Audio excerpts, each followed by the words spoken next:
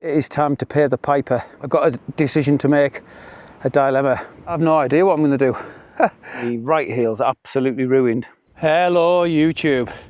It's another glorious day for it, and the second weekend in a row that we've been blessed with absolutely glorious weather. So as you would expect, I'm out for a solo wild camp. This week we're in the Haweswater area. Just below the reservoir, behind that wall, is the car park where I've parked up. And you can see already the reservoir is quite low, in fact very low for the time of year. We've just got wispy clouds in the sky. And we're heading up yonder somewhere. And for a change, I have absolutely no idea where I'm going to be camping the night. There's 2 new summits in mind for today, as well as one I've already completed before I started the channel. And we're going to be walking up past small water as well. And as always, it's absolutely awesome to have all you guys and girls join me. And if you're a new viewer at the channel, welcome to a Cumbrian Lad Outdoors. Let's go wild camping. And today's route could be anywhere up to 10 or 12 miles, depending on where I get to and which summits I fancy. And that will also be governed by the fact that I am wearing in some new boots today. After just shy of 20 years, the faithful Mammut boots have been retired from the fells and made into my woodland boots. As always, I've been doing a lot of researching, making sure that I get just the pair of boots that is perfect for me. I was tempted to go for a pair of synthetics, but I've stuck by my mantra that a pair of full leather boots will stand you through just about anything. And the Scarpa SL Active is the pair that I've gone for. Full price, they are a £300 boot. At the moment, they're on sale in Go Outdoors for £270, but everyone forgets about the price match, don't they? Not the Cumbrian Yeti, £229.50. And if Nevis Leisure had had a size 12 in stock, I'd have got them below £200. So if you're looking for a pair of full leather boots, the Scarpa SL Active might be the pair for you. I'll put a link in the description to them so you can have a closer look at them. But so far, they're feeling really good, and they're a bit lighter than my last pair. I'm approximately half a mile further on to the last time I spoke to you. The river there is coming out of Bleewater, but we're going to be turning a left up the other side of this ridgeline. This one isn't extremely steep, but we are gaining elevation steadily now. You can see we're quite a way above the reservoir. We're just following this little stream up the valley. We've got a lovely little waterfall just there. That's really picturesque, and that water looks beautiful and clear, so if you are passing this way and you've got your water filter with you, be a cracking place to fill up right there. I'm just approaching the first rest stop of the day, which is Small Water, a small town just below High Street. There is places to camp here as well, but at the moment, with the weather being so warm, it makes a perfect pit stop opportunity for me. And although that weather is good, it is supposed to change about 8 or 9 p.m. tonight. It is supposed to get wet with some quite heavy rain, and the wind's supposed to pick up to above 30-mile-an-hour gusts.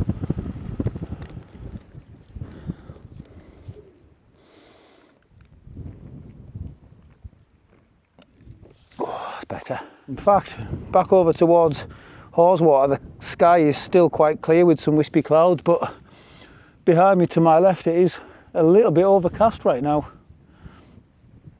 That breeze is lovely, man.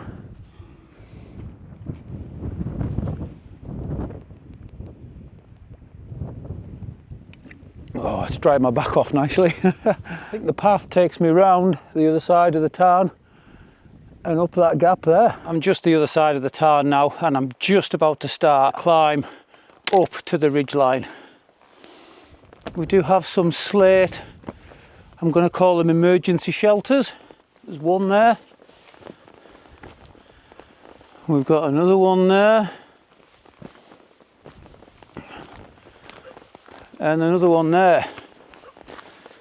So if you're passing this way and the weather gets particularly bad, there is somewhere to take shelter. And should I not fancy any of the summits to pitch my tent for the night, the side of the Tarn that I ascended to, right up that left bank, there's any god's amount of pitches.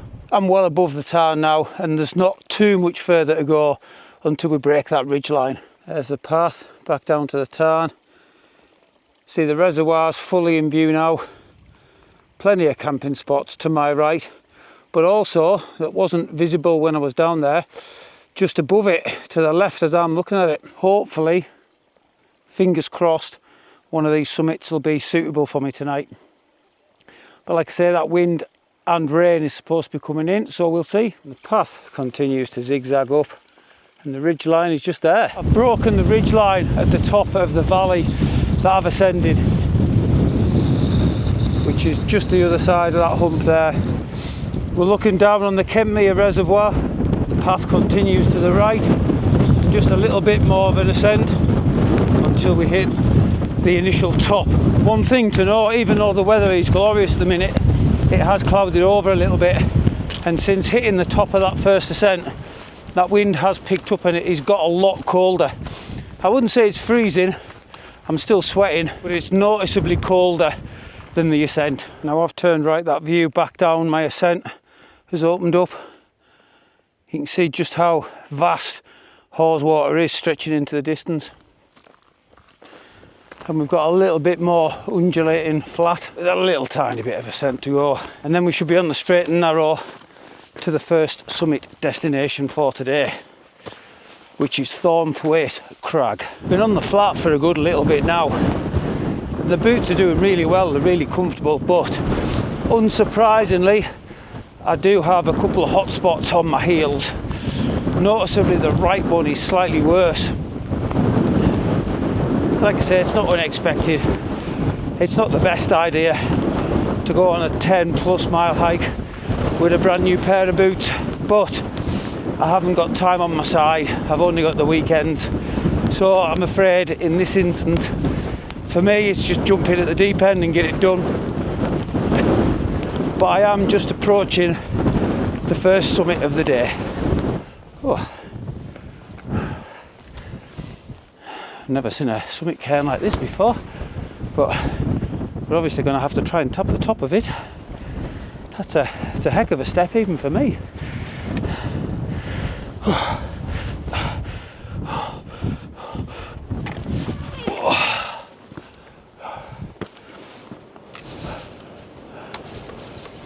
Thornthwaite Crag, done and boshed it, mate. There is options here for pitching should I want to.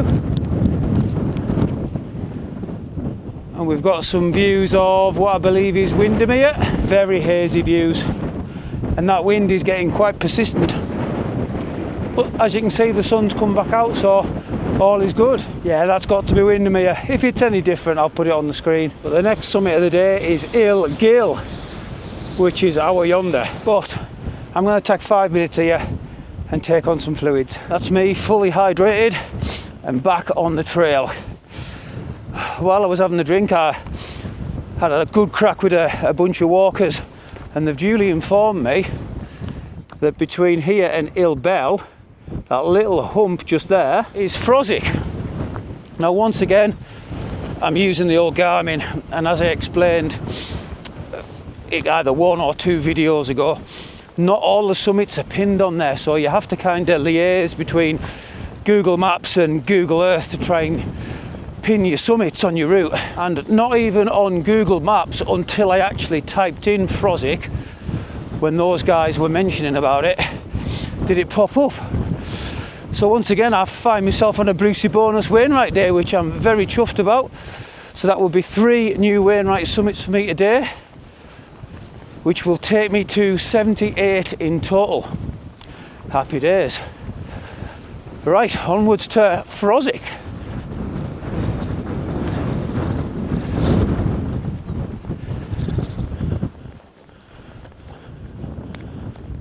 That's Thornthwaite Crag all the way over there.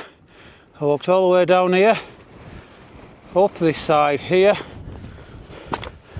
to get to Frosick. Done and boshed it, mate. Number 2 for the day, number 77 in total. Looking right down on the Kentmere Reservoir now. That's the next destination in front of me, Hill Bell. More hazy views over Windermere and the surrounding mountains. That wind is still very persistent, and if I wasn't walking and I sat for any length of time, I would get cold very quickly. I'm not going to hang around too much on Froswick. I'm going to bash on to my next destination. Just there is the ridge line where I come over after ascending from Haweswater. I've walked all the way along there.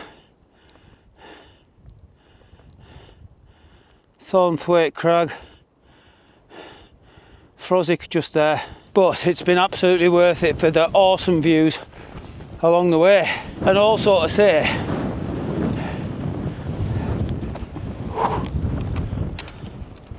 Hill Bell, haha, done and boshed it, mate. Summit number 3 of the day and number 78 Wainwrights in total. The views are still hazy over Windermere.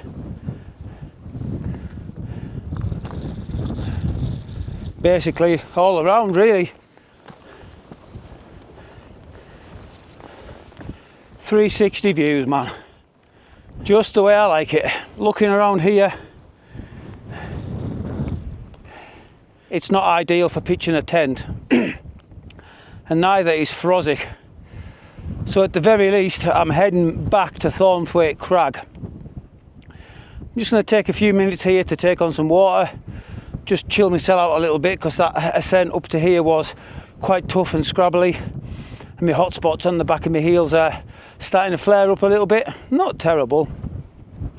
So yeah, a little bit of chill out time here, and then I'm definitely at least heading back to Thornthwaite Crag.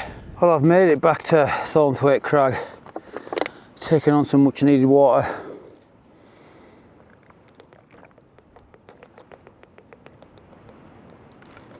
Oh, better. I don't know whether you can hear it because I'm taking a bit of shelter from that wind, but that wind is really howling. I can feel it coming through the gaps in the wall. Oh, been on the go for about 5 hours now. The legs are starting to tire, but they feel okay. However, my heels, on the other hand, are a different story. It is time to pay the piper. I don't recommend going for a big hike in a new pair of boots without wearing them in.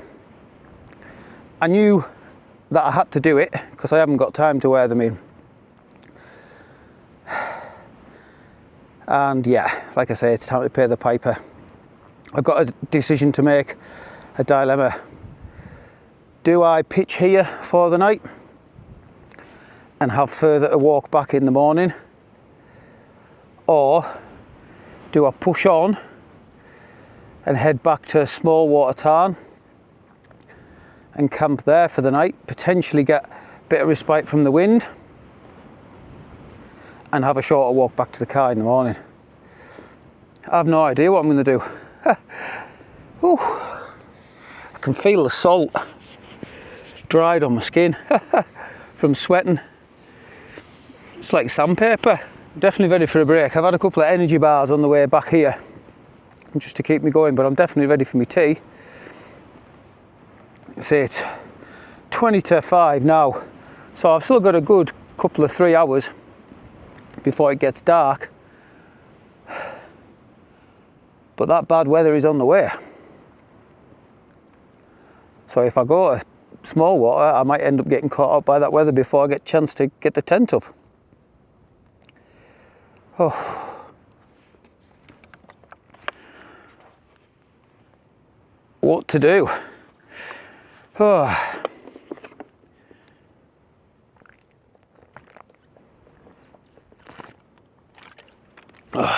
Right, I'm going to have a think, see if I can get my head into gear and decide what I'm going to do.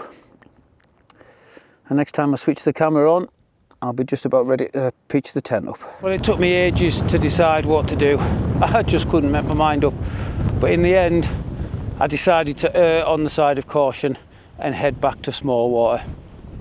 just in case my feet are a lot worse in the morning, and then I've got probably 2, maybe even 3 miles less to walk back to the car. 3 tents pitched up just on the other side. I've walked round right on the shores,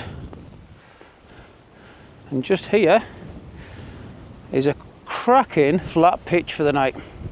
And let me tell you, I cannot wait to get this rucksack off, get the tent up, get these boots off and get my tee on. So that's exactly what I'm going to do now. I'm going to get the tent up. Well, I've got the scarp set up, which was a little bit tricky because this wind keeps coming and going. All of a sudden it's gusting really strong and then it stops. Chose the scarp because of the uncertainty in A, where I was going to be camping the night, and B, the weather. And obviously I've got my full winter set up. Sea Summit Ethelite XT Extreme and my OEX Leviathan. Got a Cajun spicy sweet and sour pork stir fry for tonight. Yeti brekkie for morning. A couple of Heineken Zeros and a cracking view out the tent for tactical duck. If you know, you know. And it is nice and tranquil by the water. I can just hear it lapping at the shore. It has clouded over now. Definitely not a night for sitting out too, that's for sure. Right, time to get these boots off and get some tea on, because I am famished. While my tea was cooking, I've got my down boots, my down pants and my down jacket on. It has started to cool down. Got a lovely view over the Tarn. Like I say, I can hear the water lapping. It's going to be a nice peaceful camp, this. I don't think I've ever been more ready for some food after a day's hiking. My thighs have started to tighten up a little bit, but they're not too bad. And now I've got my boots off, my feet and my heels do feel an awful lot better. But I'm definitely going to have some blisters tomorrow when I get home.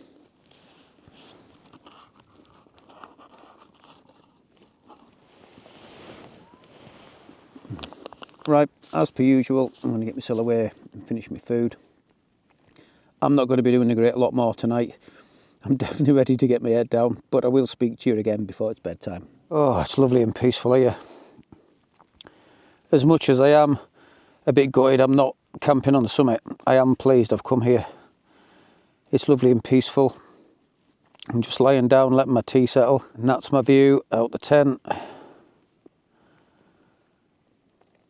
Unfortunately, those lads camped over there have decided to have a fire. Now, I did think about going over and saying something, but as big as I am, there's 3 of them and 1 of me.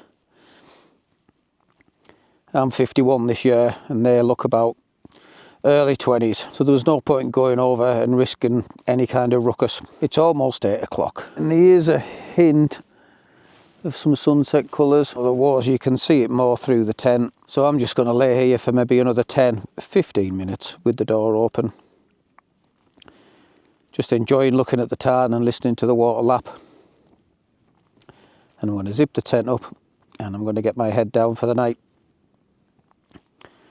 Unfortunately, even though the wind has backed off, it's still too windy to get the drone up, so enjoy the photos I've managed to get for you overnight. And we'll see you in the morning.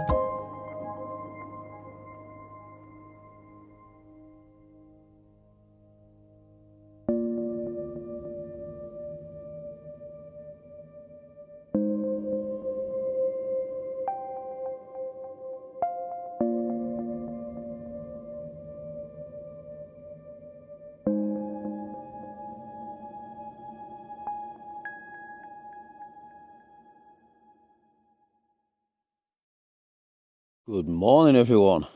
It's about 4:30 and I've had about 7.5 hours sleep inside the tent.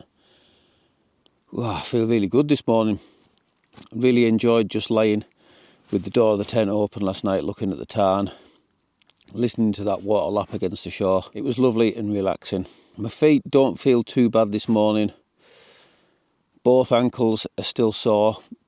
Once again, more so my right one. I can feel that a lot more than my left. So I've only got a reasonably short walk. I've got about an hour back to the car. We've had some heavy rain fall on and off. I did wake up at about 1:30, 2 o'clock to some heavy rain, but quickly fell back asleep. And since I've been awake, we've had a few little showers on and off, so nothing too bad. And that wind is still gusting on and off too. So it's time for a spot of breakfast.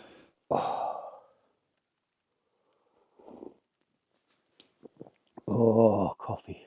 Because I've got such a nice flat pitch, especially inside my vestibule, my jet boil was nice and level, so I didn't have to keep a really close eye on it. So while my food's been boiling away, I've managed to make a start packing away. So my sleeping bag, my pillow, my sleeping mat, that's all folded away nicely. Obviously I still keep an eye on it, but sometimes when it's really unlevel, you have to kind of be there all the time.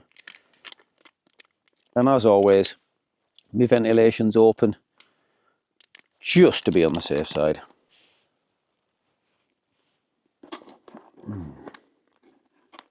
Do have a little bit of rain at the moment as well, just nice and gentle.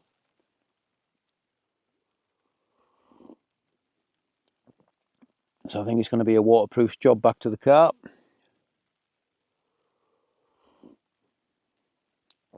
Oh. Right, I'm going to finish my breakfast, then finish off packing away inside the tent. Hopefully by then we should have a little bit of sunlight. Should just be starting to set off just as the sun's rising. Not that I'll see any of that this morning, obviously with being in the dip by the Tarn. But even though it's about a mile back to the car, I should be able to stomp that out relatively quickly. Well, it's actually a lovely morning at camp. The rain's subsided, the wind is very chilly, but it's backed off. Lovely and tranquil by the Tarn. You see, the sun is up now. Saw the lads that were camping over there last night.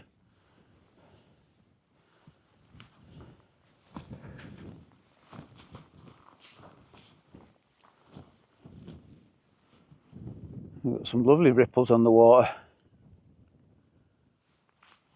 Clouds are looking a bit ominous in places, but that is me all packed up and ready to go home. As you can tell, I'm limping a little bit. My left heel doesn't feel too bad at all, but my right heel's absolutely ruined.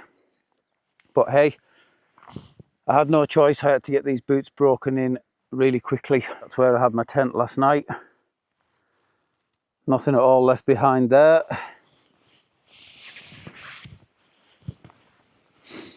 There's my rucksack ready to go with the rubbish bag attached to it. So as always, and as it should be, I'll be leaving no trace behind. And with it being daylight, I'll be able to bring you back as I'm going back to the car. I'm a small fraction into the descent now, and this has just compounded the fact that I made the right decision. There's no way I'd have wanted to walk 3.5 miles back to the car this morning. My left heel's kind of okay, but my right one's in absolute bits. Tarn is just above that rock face there. I'm just following this lovely river down the valley towards Haweswater in the car. Haweswater this morning is looking scarily low for the time of year. I've never known Mardale visible this early in the season. It's only ever been the height of summer, which is a scary thought really, considering the amount of rain that we've had. It's unbelievable. Right, I'll crack on. By heck, it's slow going this morning. I'm not so bad on the downhill bits because that's taking pressure off my heel. But like now where it's on the flat, or if there's any little bit of incline, really is quite painful. But we're slowly getting there. Clearly see the car park now. And that sun is going to be rising above that ridge line very shortly. And it does make a refreshing change to be able to walk back to the car in daylight. And there'll be a lot more of that to come too. Well, we're on the home straight now, thankfully.